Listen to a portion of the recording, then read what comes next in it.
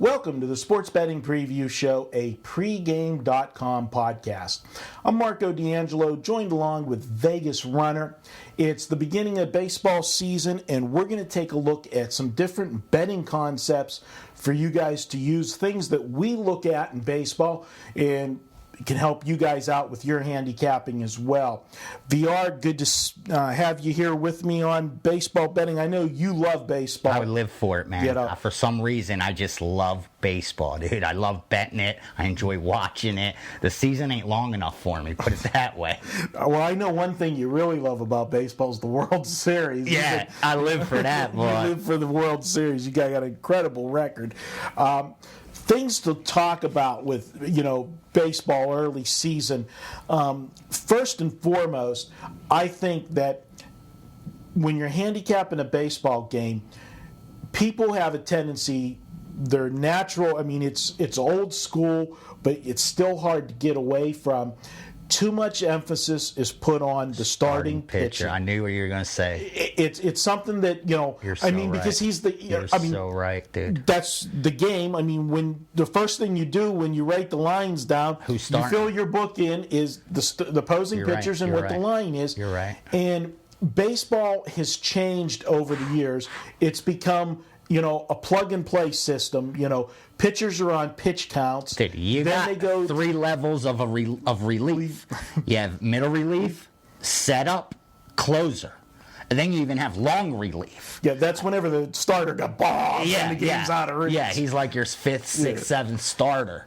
And the game has changed. You're absolutely right. So don't put so much emphasis on the starting pitching, and even more so in early going, because the pitchers are on, I think, stricter pitch counts at the beginning of the season. It's a long season. You're just coming out of spring training. Yeah. You don't want a guy blowing an arm up, in April when, you win the pennant in September. They built like any other muscle. You're building endurance, and to do that, you got to gradually do it. You don't want to come out, and let your starter pitch his first 5 games complete games.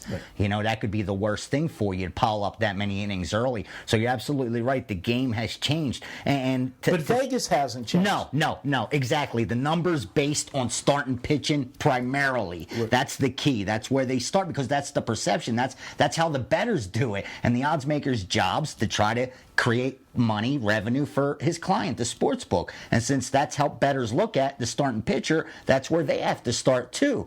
But taking it a step further, I think that's where people make their biggest mistakes. I read all the time in forums over and over, guys saying, I keep losing late. I'd be 70% if the game ended in the 6th inning. I'm always losing in the 8th or 9th. The reason is you're not capping the bullpen correctly. You got to stop thinking of it as a bad beat and start looking at what's missing in your handicap. Why does these teams you're backing get a lead till the 7th or 8th and let it up? It's not by coincidence this is happening. It just means that you're putting too much emphasis in what you said. Starting pitching, not enough in everything else, that has to do with who's going to win a baseball game. Absolutely. And I think, you can't take shortcuts in anything. No. When you're handicapping, shortcuts, are only going to cost you money. This isn't easy beating the books. And there's a reason that the best bettors, on the planet grind out 56, 57%. Yeah, to make their living, exactly. To make their living. This is not easy. And although baseball is a game that there's no point spread involved, all you got to do is win the game.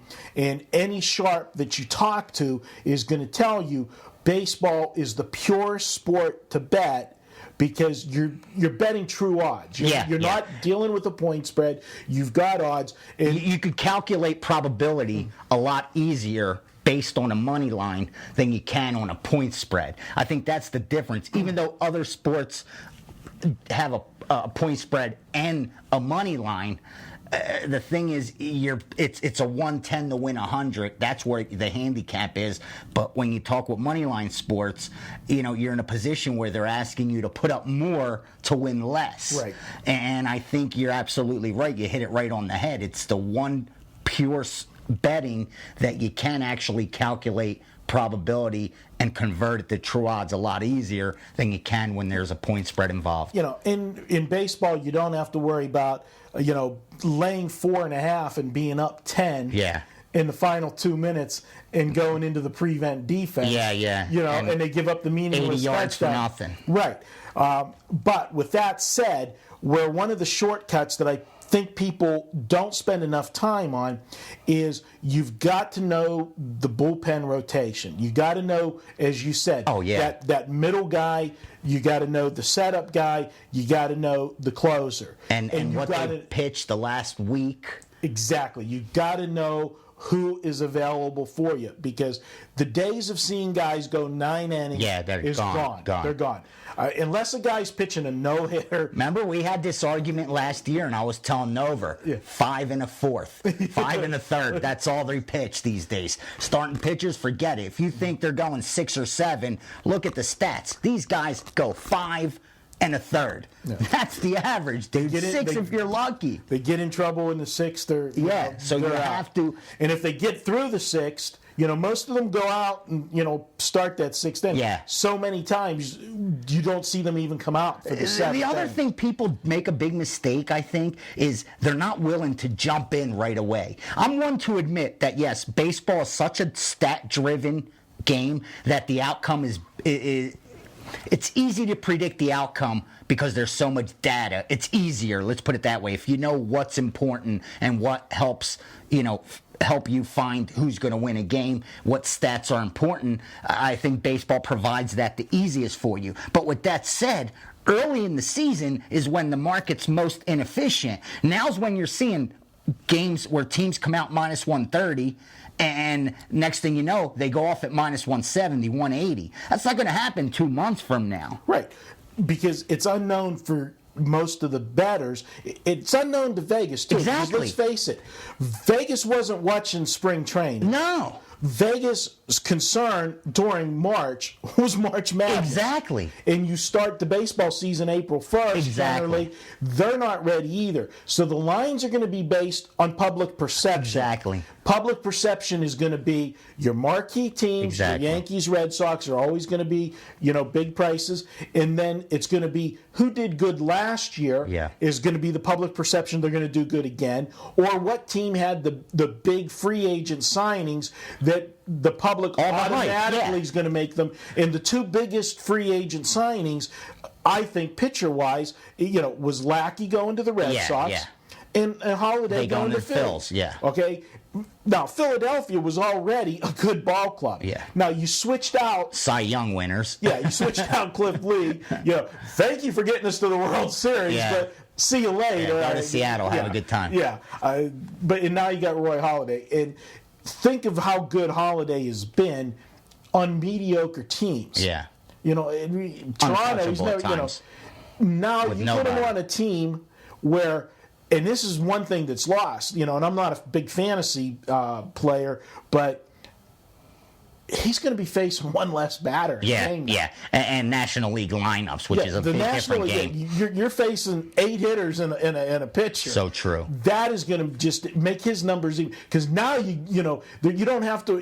There's not a workaround. When you're in the American League, you're not going to bypass somebody. Yeah, it's very hard to pitch around and get to that 9th spot. Right now, you got that when you're in that 7th, 8th, and 9th spot in the National League, there's some maneuverability, and you can force a pitcher out of a game, so forth. So, great addition to the Phillies, makes them the favorite in the in the NL.